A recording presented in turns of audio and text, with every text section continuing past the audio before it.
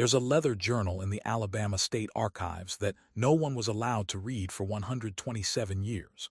When historians finally opened it in 1974, 3 of them requested immediate transfers to different departments. The journal belonged to a doctor who'd been called to a plantation outside Selma in 1847, and what he documented there was so disturbing that he wrote on the first page, "May God forgive me for not burning this. But someone must know what I witnessed, even if that knowledge comes a century after my death." The plantation was called Willowmere. The woman who owned it was named Elizabeth Crane, and what she created there wasn't just slavery. It was something worse, something that turned the already obscene logic of human bondage into a calculated nightmare that destroyed everyone it touched, including her own children.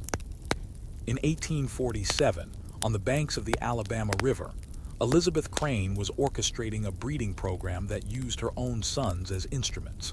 She kept meticulous records. She tracked bloodlines like a horse breeder. She separated families, forced unions between blood relatives, and built a system so methodical that even other plantation owners whispered about it in horrified fascination. But they never stopped her. Because in Alabama in 1847, enslaved people weren't human beings under the law. They were property, and what you did with your property was your own business. What makes this story particularly haunting is that Elizabeth Crane wasn't some sadistic monster who enjoyed cruelty. She was worse than that. She was a businesswoman who saw human beings as inventory, who calculated profit in children's lives, and who convinced herself that what she was doing was not just acceptable, but innovative. She called it improvement. She called it efficiency. She called it the future of Southern agriculture. What she never called it was what it actually was, a crime against humanity so profound that the very earth at Willowmere seemed cursed by it. Before we go deeper into this darkness, understand something. This isn't entertainment. This is testimony. These were real people who suffered in ways that should make us sick to remember. And if you're still here, if you're willing to witness what happened at Willowmere Plantation, then you need to hear all of it. The comfortable lies we tell ourselves about history require the truth as their antidote. Subscribe if you believe that remembering is an act of resistance.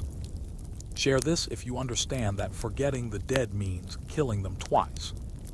The story begins not with Elizabeth Crane, but with her husband's death, and with the debt he left behind that would cost dozens of people their lives and their humanity. Willowmere Plantation occupied 8,400 acres along the Alabama River, about 12 miles south of Selma in Dallas County. The land was good, black soil that grew cotton like the river itself, was pumping wealth directly into the ground. Colonel Marcus Crane had purchased the property in 1809 with money inherited from his father's shipping business in Savannah. By 1825, Willowmere was producing 340 bales of cotton annually, and Marcus Crane was one of the most respected planters in Dallas County. He married Elizabeth Thornton in 1821. She was 17 years old, the daughter of a failed banker from Montgomery who lost everything in the Panic of 1819. The marriage was strategic on both sides. Marcus needed a wife to manage his household and produce heirs. Elizabeth needed escape from poverty and the social death that came with her father's bankruptcy. They made a practical arrangement, and for 20 years it functioned adequately if not warmly. Elizabeth bore Marcus 6 children between 1822 and 1835. 3 survived infancy. 2 sons, Jonathan, born in 1823, and Samuel, born in 1826, and 1 daughter, Mary, born in 1830. The children were raised in the rigid formality of plantation aristocracy. They learned French from a hired tutor. They studied scripture under their father's supervision. They understood from earliest childhood that they were superior to the enslaved people who surrounded them, not because of any personal merit, but simply because God had ordained it that way. At least, that's what they were told. Marcus Crane died in February 1842. He'd been riding the property line when his horse stumbled in a gully. Marcus fell, struck his head on a rock, and never regained consciousness. He was 58 years old. The funeral was well attended.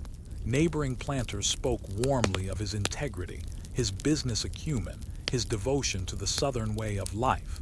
They offered Elizabeth their support and assistance. They assured her that managing Willowmere would be challenging, but that with proper guidance from male relatives or a competent overseer, she would manage. What none of them knew, what Elizabeth herself didn't fully understand until the lawyer read Marcus's will, was that Willowmere was drowning in debt. Marcus had borrowed extensively to expand his and holdings in the late 1830s. He'd purchased additional enslaved people on credit. He'd made investments in Alabama railroads that had collapsed spectacularly. On paper, Willowmere was worth $87,000, but Marcus owed $52,000 to creditors in Mobile and New Orleans, with notes coming due over the next 4 years. Elizabeth sat in the lawyer's office in Selma, listening to numbers that represented catastrophe. She was 38 years old, a widow with 3 children, and a plantation that was essentially collateral for debts she had no way to pay. Selling Willowmere would barely cover what was owed. She'd be left with nothing, no home, no income, no social standing, just poverty and dependence on whatever relatives might take pity on her. The lawyer, a thin man named Horace Pemberton, cleared his throat uncomfortably. "Mrs. Crane," he said, "there may be options. If you could increase production significantly, pay down the notes as they come due, you might retain ownership. But that would require substantial increases in output without additional capital investment. It would require," he paused, "maximum efficiency from your existing resources." Elizabeth understood what he meant. She needed to make her enslaved population more productive without buying additional workers. She needed to extract more labor, more value, more profit from the 63 people Marcus had owned, the 63 people she now owned. And she needed to grow that number without spending money on purchases. There was only one way to do that: breeding. Most plantations experienced what owners called natural increase. Enslaved women had children. Those children eventually became workers. It was slow, but over decades it grew the labor force. But Elizabeth didn't have decades. She had 4 years before the largest note came due. She needed rapid increase, systematic increase. She needed to turn reproduction into an industrial process. The idea didn't come to her fully formed. It developed over months as she studied the plantation ledgers, as she calculated profit margins, as she lay awake at night doing arithmetic that traded human dignity for financial survival. She began tracking the women at Willowmere, noting their ages, their health, their fertility.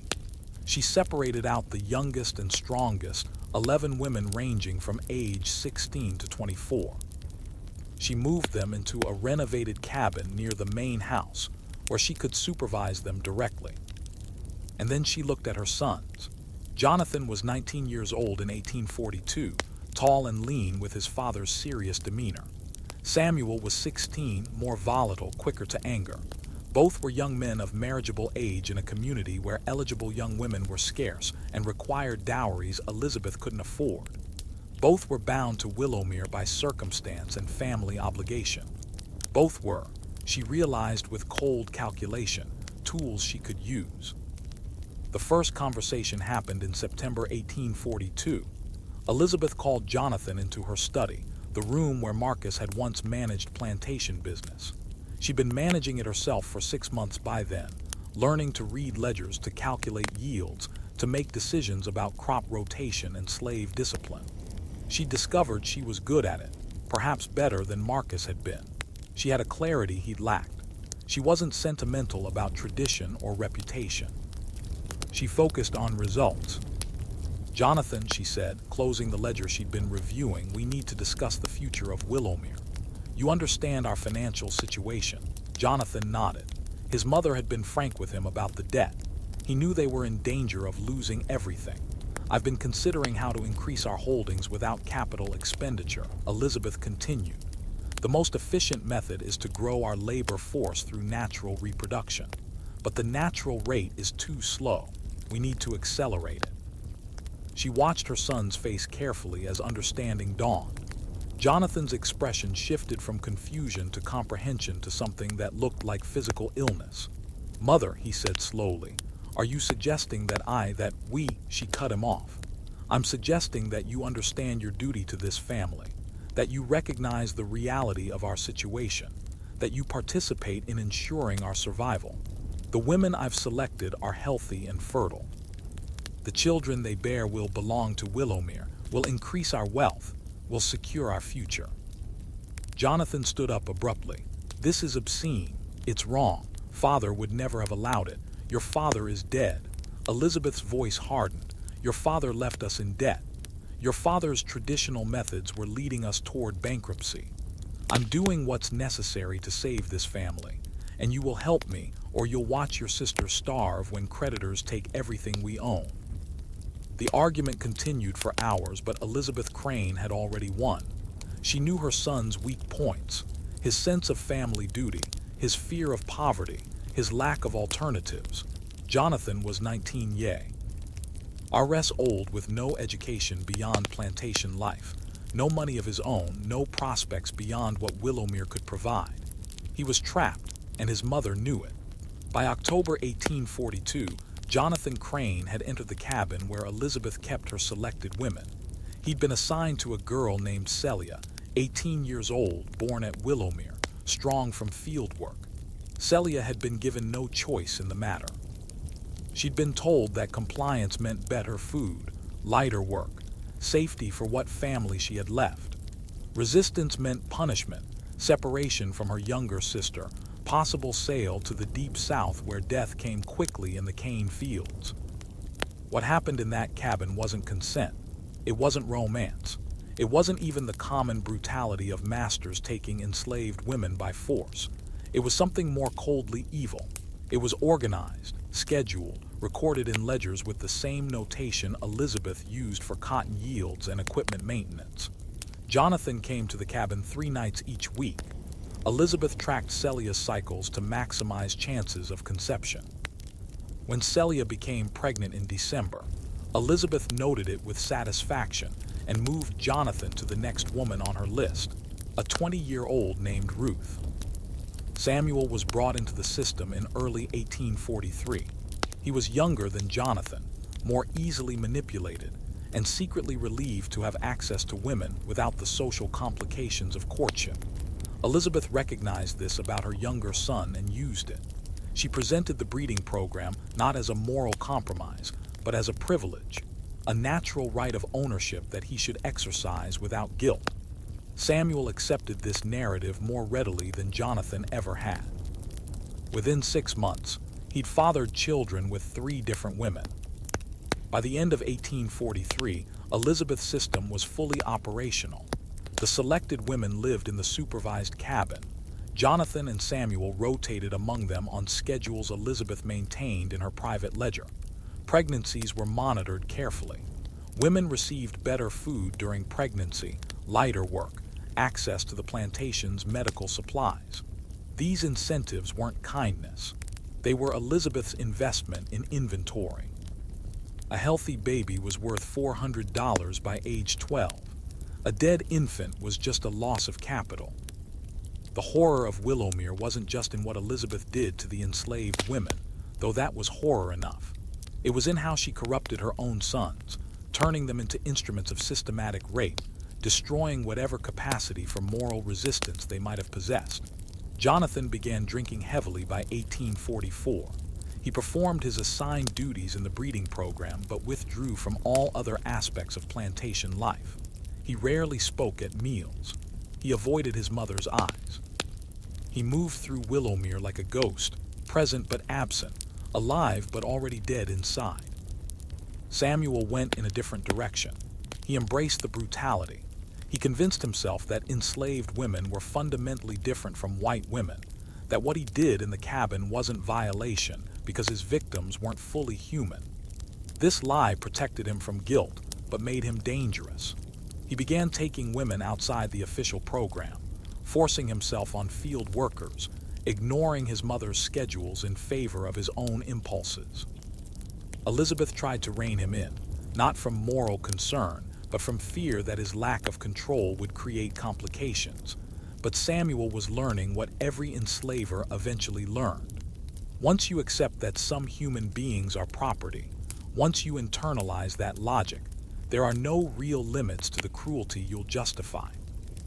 There was a woman named Bethany who watched all of this unfold.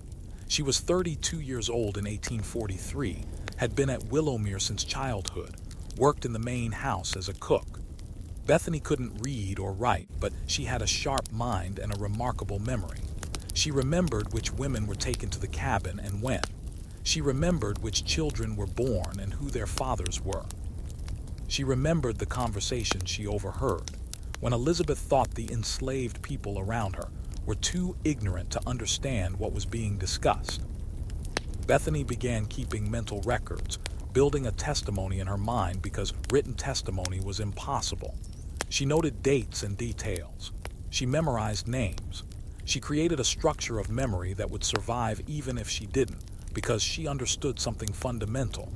This evil needed witnesses. Someone needed to remember what happened at Willowmere, even if that memory had to be carried silently for years, even if justice seemed impossible.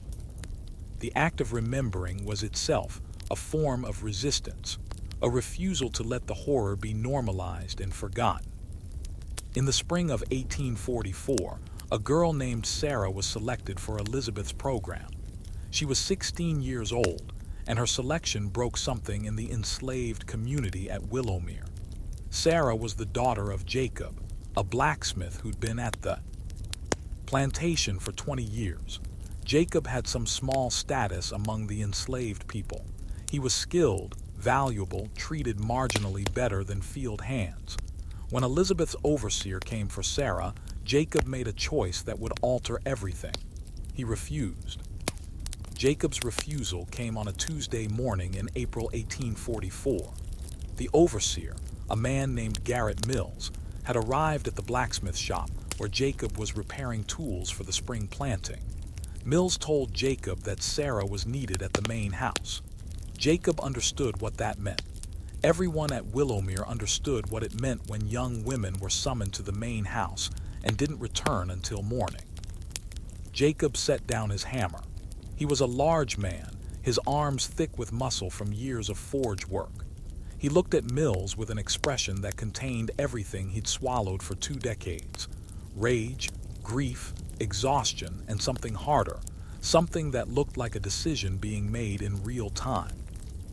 "No," Jacob said quietly, "she ain't going." Mills stared at him. "What did you say?" "I said no." Jacob's voice remained calm, but his hands had curled into fists. "Sarah's my daughter. She's a child. And I ain't letting you take her to be used like that. I don't care what Mistress Crane wants. I don't care what you do to me. The answer is no." For a long moment, Mills seemed genuinely shocked. Enslaved people didn't refuse direct orders. The entire system depended on compliance enforced by the certain knowledge of brutal punishment for resistance. Jacob's refusal was more than disobedience.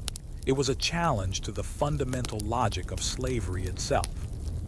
Mills reached for the whip he carried at his belt. Jacob grabbed a poker from the forge, iron still glowing red at one end. The two men faced each other in the doorway of the blacksmith's shop, both understanding that whatever happened next would be irreversible. Other enslaved people had gathered, drawn by the commotion. They watched in silence, frozen between hope and terror. Mills saw the crowd and recognized his disadvantage. One man with a whip against a blacksmith with a weapon and witnesses. He backed away slowly. "This ain't over," he said. "Mistress Crane will hear about this." Jacob knew what was coming. There were no victories for enslaved people, only choices about how to lose. He'd bought Sarah some time, maybe hours, maybe a day. But Elizabeth Crane wouldn't tolerate defiance. The punishment would be severe, designed to terrify anyone else who might consider resistance. Jacob accepted this. Some things were worth dying for. Your child's innocence was one of them. Elizabeth learned about the incident within an hour. Her reaction was cold calculation rather than anger. Jacob's refusal represented a direct threat to her system. If one person could resist successfully, others would follow. She needed to make an example so brutal that no one at Willowmere would ever consider defiance again. But she also needed to be careful. Jacob was valuable. He was the only blacksmith at Willowmere, and blacksmiths were difficult to replace. Killing him would create practical problems. She needed punishment that would break him without destroying his usefulness, that would terrify the other enslaved people without reducing her labor force. She called Jonathan into her study that evening. "Your involvement is required," she told him. "There's been an incident, a refusal. It needs to be addressed publicly and severely." Jonathan looked at his mother with hollow eyes. "What do you want me to do?" She handed him a document. "It's a bill of sale. You're going to tell Jacob that his daughter will be sold to a slave trader heading to Louisiana. You're going to make him watch as she's loaded into a wagon.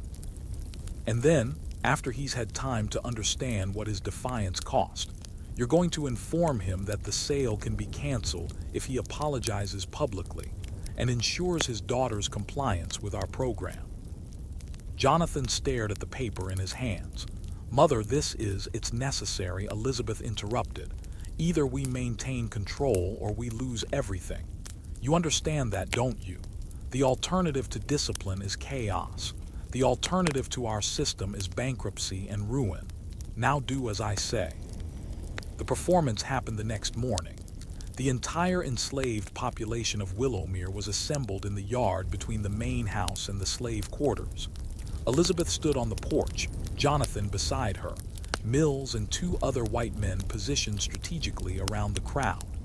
Sarah stood near the main house, crying, barely understanding what was happening. Jacob was brought forward in chains. Mills had secured him the previous night, locked him in the barn to prevent escape or further resistance. Now he stood in front of the assembled crowd, his face expressionless, his body rigid with suppressed emotion. Jonathan read from a prepared statement, his voice mechanical. "Jacob has refused a direct order from the mistress of Willowmere. Such refusal cannot be tolerated. As punishment, his daughter Sarah will be sold immediately to a trader bound for New Orleans. She will leave this plantation within the hour." A woman in the crowd, Sarah's mother, collapsed. Other women caught her before she hit the ground. The sound of her grief was animal, wordless, absolute. Jacob's face remained expressionless, but tears ran down his cheeks in steady streams. Elizabeth let the moment breathe. She let the horror settle over the assembled people. She let them understand what defiance cost. Then she spoke for the first time. "However," she said, her voice carrying across the silent crowd, "I'm a merciful woman. If Jacob apologizes publicly, if he acknowledges his error, if he personally ensures his daughter's compliance with her assigned duties, then the sale will be canceled. Sarah will remain at Willowmere with her family. The choice is his." Every person in that yard understood what Elizabeth was doing. She was forcing Jacob to choose between his daughter's sale to the hell of Louisiana sugar plantations or her participation in the breeding program he tried to prevent. She was making him complicit in his own defeat, making him the instrument of his daughter's violation. It was cruelty refined to its purest form. Jacob looked at Sarah. She was 16 years old, terrified, crying. Louisiana meant death within years, work to exhaustion in cane fields where life expectancy for enslaved people averaged 7 years after arrival. Willowmere meant violation but survival. It meant she'd remain near family. It meant she might live long enough to see freedom if freedom ever came. Jacob broke. He dropped to his knees in front of Elizabeth Crane and spoke the words she required. "I apologize for my disobedience. I was wrong. I will ensure my daughter's compliance. Please allow her to remain at Willowmere." Elizabeth accepted his apology with gracious condescension. Sarah was not sold. That evening, she was taken to the supervised cabin. Jonathan was assigned to her, a final cruelty that forced Jacob to know exactly who was violating his daughter and when. Within 2 months, Sarah was pregnant. Within a year, she'd borne Jonathan's child, a light-skinned boy that Elizabeth named Thomas and valued at $450 in her ledgers. Jacob never recovered. He continued working in the blacksmith shop, but something essential had died in him. Other enslaved people at Willowmere understood what they'd witnessed. Resistance was futile. Elizabeth Crane had demonstrated that she could take everything, that she would use love itself as a weapon, that there was no limit to the cruelty she would deploy to maintain control. The system expanded after Jacob's broken rebellion. Elizabeth grew more confident, more brazen. By 1845, the supervised cabin held 18 women. Jonathan and Samuel had fathered 23 children between them. Elizabeth's ledgers showed these children as assets, projected their future value, calculated the return on her investment in better food and medical care for pregnant women. She'd successfully monetized rape, turned violation into profit, and created a self-perpetuating system that grew her wealth while requiring minimal capital expenditure. But Elizabeth wasn't satisfied with simple expansion. She began experimenting with controlled breeding among the children from her program. When the oldest girls reached puberty, she started planning their futures, matching them with boys based on desired characteristics. She was thinking in generations now, designing a multi-generational program that would create a distinctive population at Willowmere. People of mixed race trained from birth for skilled work, more valuable than field hands, more controllable than purchased workers who remembered freedom. There was a doctor named Nathaniel Morrison who served several plantations in Dallas County. He visited Willowmere regularly to treat sick workers, to supervise childbirth, to provide the minimal medical care that plantation owners invested in to protect their property. Morrison was 47 years old in 1847, originally from Pennsylvania, who'd moved south for economic opportunity and gradually accommodated himself to slavery's realities through a series of moral compromises that he justified as necessary pragmatism. But what he saw at Willowmere shocked him. Morrison had witnessed plenty of horror in his years serving plantations. He treated enslaved people beaten nearly to death. He delivered babies fathered by masters on enslaved women. He'd seen families separated on auction blocks. The brutality of slavery was familiar to him, and he'd learned to function within it by convincing himself that he was merely treating symptoms of a disease he couldn't cure. Willowmere was different. The level of organization, the systematic nature of Elizabeth's breeding program, the clinical record-keeping, the involvement of her own sons, it all combined into something that exceeded even slavery's normal horror.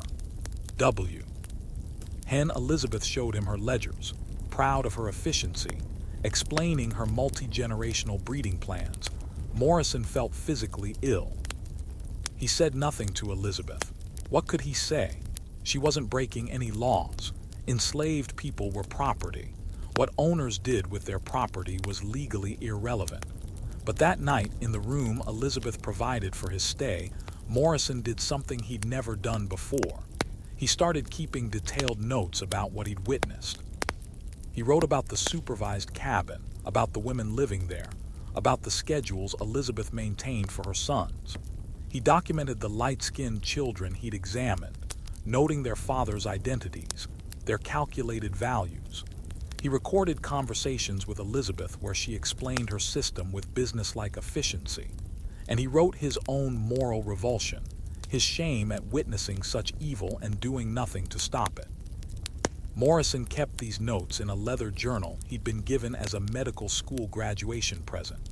On the journal's first page, he wrote the words that researchers would find 127 years later. "May God forgive me for not burning this, but someone must know what I witnessed, even if that knowledge comes a century after my death."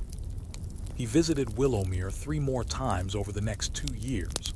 Each visit added more entries to his journal. He documented the expansion of Elizabeth's system, the increasing number of women in the supervised cabin, the growing population of mixed-race children. He also documented something else, the psychological destruction of Jonathan and Samuel Crane. Jonathan had essentially stopped speaking except when necessary. He performed his duties in the breeding program with mechanical compliance, but otherwise withdrew completely from life. He didn't attend church. He avoided social gatherings. He spent hours alone, riding Willowmere's boundaries as if looking for an escape that didn't exist. Morrison examined him once for persistent headaches and recognized the symptoms of profound depression. The young man was dying inside, killing himself slowly through alcohol and despair, unable to escape the horror he participated in, but unwilling to fully accept it. Samuel had gone in the opposite direction. He'd become cruel, not just participating in the breeding program, but expanding it through his own initiative. He took women outside the supervised cabin, violated field workers, ignored his mother's schedules in favor of his own impulses. He'd also become violent, beating enslaved people for minor infractions, using physical cruelty to assert dominance. Elizabeth tried to control him, worried that his excesses would create problems, but Samuel was beyond her control now. He'd internalized the logic of slavery so completely that he'd become a monster. Morrison documented all of this. He wrote about examining women who showed signs of physical trauma, about treating Sarah after Samuel had beaten her for imagined disrespect, about the fear he saw in every enslaved person's eyes at Willowmere. And he wrote about his own cowardice, his inability to act, his choice to bear witness rather than intervene. There was one entry from June 1847 that would later become particularly significant.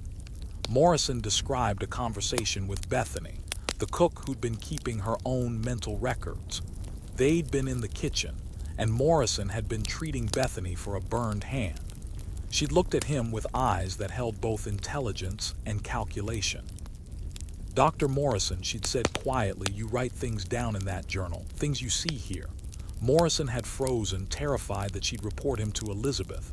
"How do you know that?" he'd asked. "I see things," she'd replied. "I remember things. I know you come back from visiting and write in that book late at night." She paused. "What you write, is it true? Is it everything?" Morrison had nodded, unable to speak. Bethany had studied him for a long moment. "Then you need to keep it safe," she'd said. "Because someday someone needs to know what happened here. Someone needs to remember us.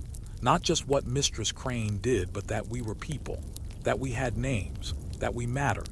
Morrison had promised he would.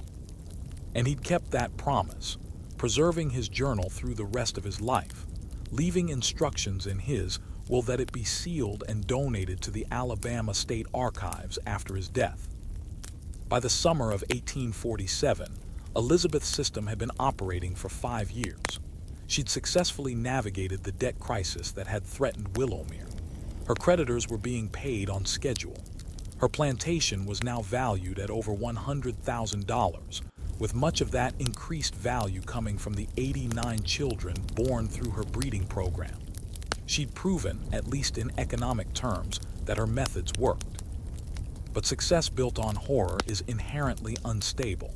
Elizabeth had created a population of enslaved people who hated her with intensity that went beyond Norma. Plantation relationships. She'd corrupted her sons beyond redemption.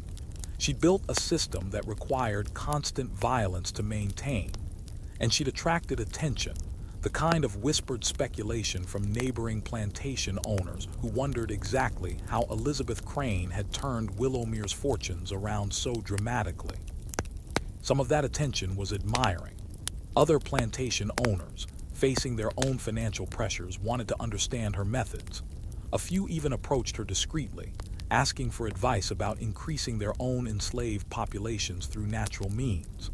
Elizabeth provided that advice carefully, never explaining the full extent of her system, but offering hints about selection, supervision, and incentive structures. She was, in her own mind, an innovator sharing best practices. But other attention was darker. There were rumors about the light-skinned children at Willowmere, about the Crane sons' unusual devotion to their mother's plantation, about the supervised cabin and what happened there. Most white people in Dallas County chose to ignore these rumors. The alternative was acknowledging that slavery's logic led exactly where Elizabeth had taken it, and acknowledgement would require either action or complicity. Complicity was easier. The enslaved people at Willowmere didn't have the option of looking away. They lived inside Elizabeth's nightmare every day, and by 1847, some of them were beginning to plan resistance. The resistance didn't start with a plan. It started with a man named Isaiah who'd been at Willowmere for resistance was possible, that even enslaved people had power if they were willing to use it. The celebration among the enslaved population was muted and private. They understood that Elizabeth still owned them, that slavery itself continued, that their lives remained brutal and constrained. But they'd removed one specific evil. They'd saved future daughters from the supervised cabin. They demonstrated that even the most carefully designed system of oppression could be dismantled by determined resistance. Bethany, who'd kept mental records throughout, added a final entry to her internal testimony. She remembered the fires, the sabotage, the careful coordination that had forced Elizabeth to surrender. She remembered Isaiah's patience, Ruth's courage, Clara's subtle destruction of records. She remembered that resistance had worked, and she held that memory like a promise that someday, somehow, larger resistance might work too. But the story doesn't end with Elizabeth's surrender, because even defeated systems leave damage that persists for generations. And what happened at Willowmere between 1842 and 1848 created consequences that would echo long after the plantation itself disappeared. The children born through Elizabeth's breeding program didn't disappear when the system ended. They remained at Willowmere, growing up as enslaved people, but carrying the visible evidence of their origins. By 1850, there were 89 children aged 8 and younger who bore the features of the Crane family. Light skin, straight or wavy hair, eyes that reflected their father's bloodlines. They were living reminders of what had happened, human documents of Elizabeth's systematic evil. Elizabeth tried to erase the evidence. She sold some of the older children to distant plantations, separating them from their mothers, scattering them across Alabama and Mississippi so that no single location held too many witnesses. She falsified records, burned ledgers, destroyed documentation that explicitly connected her sons to specific children. She was attempting to bury the truth before it could fully emerge. But memory doesn't erase as easily as paper burns. The enslaved people at Willowmere remembered. They told their children.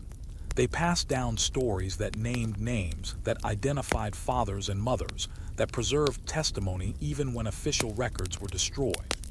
Bethany, still keeping her mental archive, added these new details. The cover-up itself became part of the history that needed preserving. Jonathan never returned to Willowmere.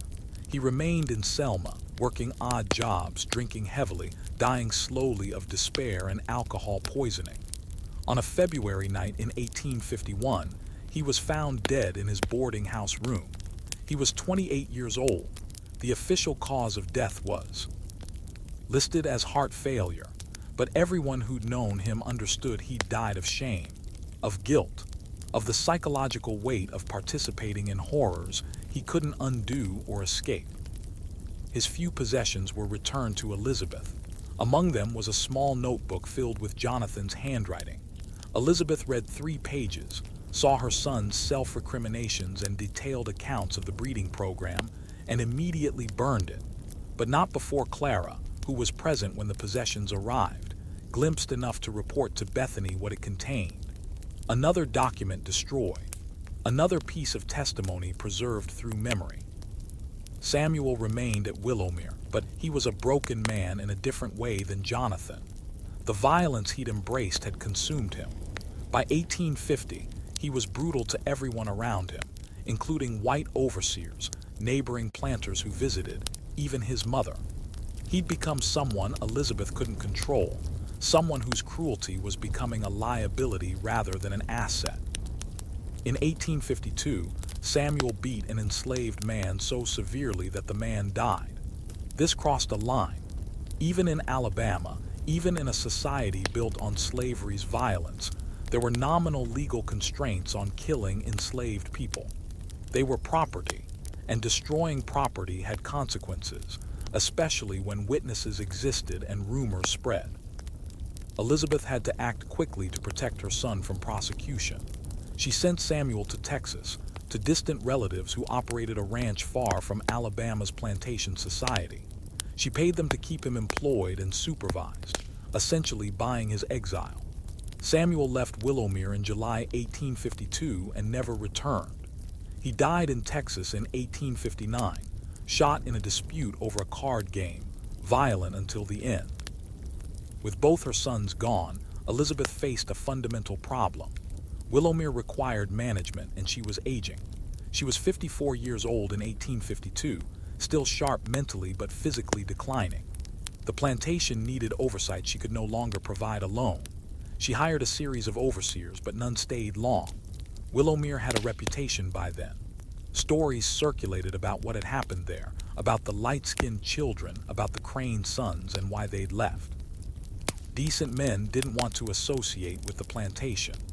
The only overseers Elizabeth could hire were men desperate enough or brutal enough not to care about reputation. The plantation's productivity continued declining. Cotton yields dropped.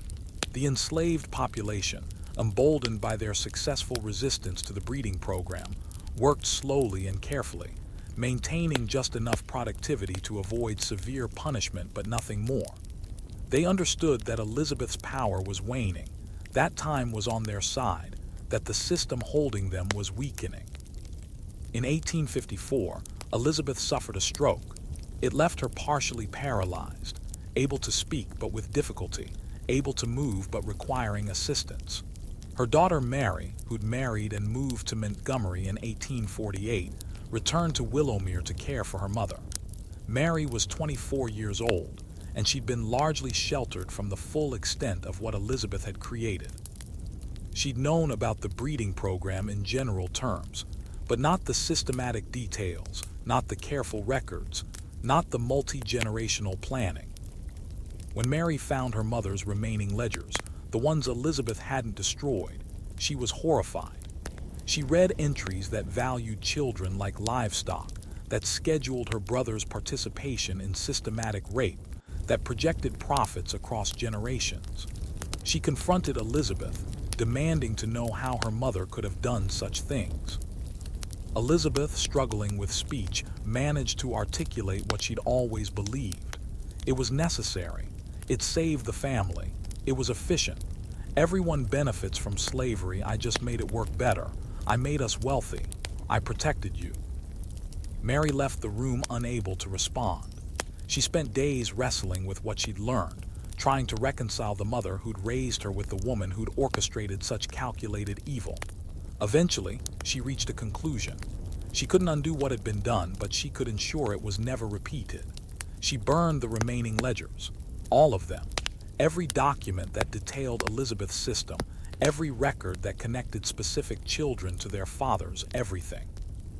Mary believed she was protecting her family's reputation. She thought she was showing mercy to the children by eliminating proof of their origins. But what she actually did was destroy evidence that would later be crucial for understanding what had happened at Willowmere, for establishing the full scope of Elizabeth's crimes, for giving descendants the documentation they deserved. Bethany watched Mary burn the ledgers. She understood what was being lost. That night, she gathered the other enslaved people who'd been part of the resistance and told them, "The written records are gone. Now memory is all we have. Remember. Burn everything. Tell your children. Make them promise to tell theirs.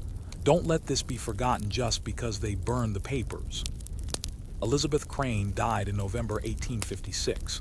She was 52 years old. The funeral was small. Jonathan was dead. Samuel was in Texas. Mary attended but left immediately afterward, returning to Montgomery and never visiting Willowmere again. The neighboring planters who'd once envied Elizabeth's success stayed away. She was buried in the Crane family plot, beneath a simple headstone that listed her name and dates with no epitaph, no praise, no mention of her accomplishments. Even in death, there was something about Willowmere that people wanted to distance themselves from. Mary sold Willowmere in 1857 to a cotton merchant from Mobile. She sold it quickly, below market value, desperate to be rid of it. The new owner knew nothing of its history. He operated it as a conventional plantation until 1865, when the Civil War ended and slavery was abolished. The enslaved people at Willowmere became free, joining the massive displacement of formerly enslaved people trying to navigate a South that granted them legal freedom but little else. Many stayed in Dallas County, working as sharecroppers, surviving in poverty that was barely distinguishable from slavery except for the technical legality of their status. Some headed north, seeking opportunities in cities where their past might not follow them. A few, including Bethany, became part of the Freedmen's Bureau efforts, testifying about their experiences, trying to help other formerly enslaved people navigate freedom. Bethany was 45 years old when freedom came. She kept her mental records for 23 years, remembering dates and names and details with remarkable precision. In 1866, she gave testimony to a Freedmen's Bureau investigator about conditions at Willowmere. She described the breeding program, named Elizabeth Crane as its architect, identified Jonathan and Samuel as participants, and listed the names of women who'd been forced into the supervised cabin. Her testimony was recorded in a report filed with the Bureau. It sat in an archive in Washington, D.C., largely unread, one document among thousands describing slavery's horrors. But it existed.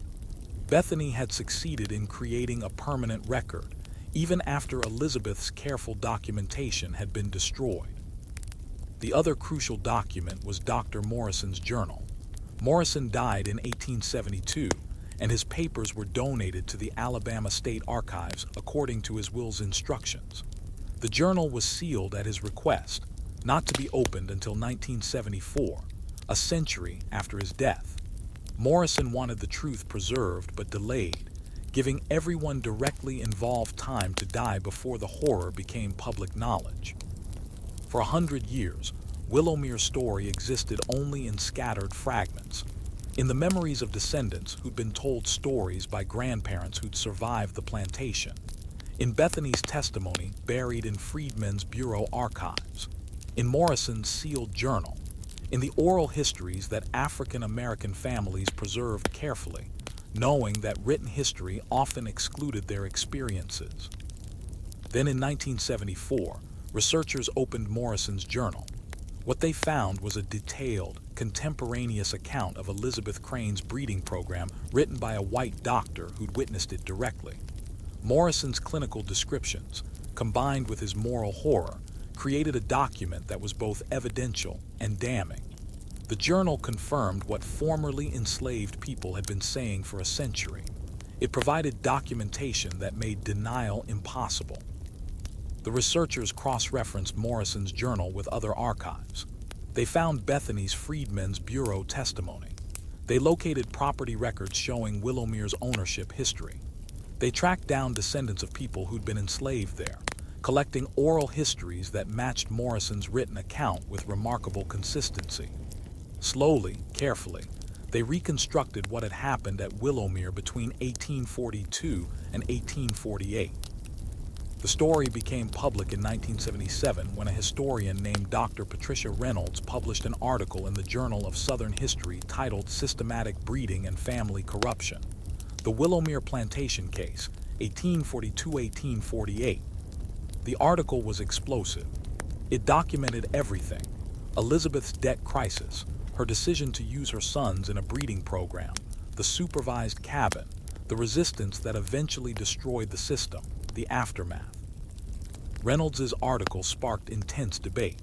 Some scholars questioned whether the evidence was sufficient, whether Morrison's journal might be exaggerated, whether oral histories collected a century after events could be reliable. But most historians recognized the documentation's strength. Multiple sources, including both white and black testimony, contemporary and retrospective accounts, all telling consistent stories. Willowmere had happened exactly as described. The publication also affected descendants. Some welcomed the historical recognition, feeling that their ancestors' suffering was finally being acknowledged. Others found the exposure painful, struggling with the public knowledge that their family history included systematic rape and forced breeding. There was no easy way to process such revelation, no clean resolution to trauma that had echoed across generations. What happened at Willowmere wasn't unique. Similar programs existed on other plantations, though rarely documented as thoroughly.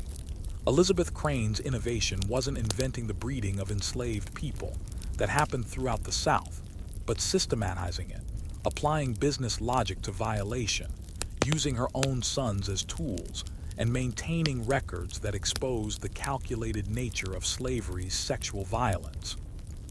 The Willowmere story forces confrontation with uncomfortable truths. That slavery wasn't just labor exploitation but systematic destruction of families, bodies, and identities. That even familial bonds could be corrupted by slavery's logic. That women like Elizabeth Crane could orchestrate horror while believing themselves practical and moral. That systems of oppression persist not just through violence, but through everyone's complicity, through the choice to look away, to not ask questions, to accept comfortable lies rather than demanding difficult truths. The site where Willowmere stood is now farmland, cotton still growing in the same soil where enslaved people once worked. There's no historical marker, no memorial, nothing to indicate what happened there. Most people driving past have no idea that this quiet stretch of Alabama countryside was once the location of systematic horror. The physical evidence is gone, but the documentary evidence remains, preserved in archives where researchers continue studying it, trying to understand not just what happened but why, and what it reveals about American history's darkest chapters. Here at the Sealed Room, we don't tell these stories for entertainment. We tell them because forgetting the dead means killing them twice, because comfortable narratives about the past require uncomfortable truths as their correction, because understanding how evil systems functioned is essential to preventing their recurrence. Elizabeth Crane believed her system was rational, necessary, justified. She was wrong. But her confidence in her own righteousness should terrify us because it reveals how easily humans rationalize horror when it serves their interests. The children born through Willowmere's breeding program had descendants. Those descendants are alive today, carrying genetic and historical legacies of what Elizabeth Crane created. Some know their history, others don't. The stories lost as families moved, as generations passed, as trauma proved too painful to discuss. But the history exists whether individuals know it or not, shaping lives in ways both visible and invisible. What do we do with such knowledge? How do we reckon with evil that was legal in its time but unconscionable by any moral standard? How do we honor victims while acknowledging the complexity of survival and resistance? There are no easy answers, but the first step is remembering, bearing witness, refusing to let horror be sanitized into comfortable historical narratives that exclude the voices of those who suffered most. Bethany spent 23 years keeping mental records because she understood something fundamental. Memory is resistance. Testimony is power. The act of remembering, of preserving truth even when documentation is destroyed, even when systems try to enforce forgetting, that act is itself a form of justice. Imperfect justice. Incomplete justice, but justice nonetheless. If you've made it to the end of this story, you're now a witness too. You know what happened at Willowmere. You know what Elizabeth Crane created and what the enslaved people there destroyed through careful, courageous resistance. You know that American history includes horrors we're still learning to confront honestly. What you do with that knowledge matters. Share this story. Talk about it. Let it challenge your assumptions about the past and the present. Because systems of oppression don't disappear, they evolve. And understanding their historical forms helps us recognize their contemporary manifestations. Subscribe if you believe the darkest truths deserve the brightest light. Share this with someone who needs to understand that history's horrors were real, were systematic, and were perpetrated by people who believed themselves righteous. And remember the names. Remember Bethany, who kept faith that truth would matter. Remember Isaiah, who organized resistance when resistance seemed impossible.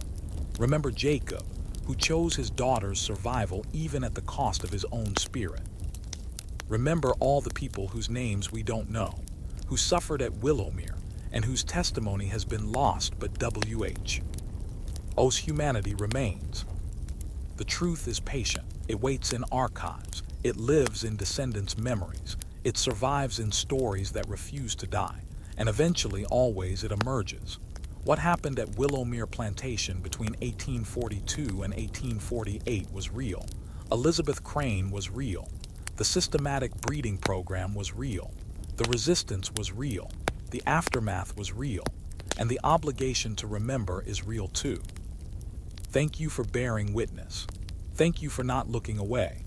Thank you for understanding that some stories must be told, no matter how painful, because the alternative to difficult truth is comfortable lies. And comfortable lies are how evil systems persist across generations.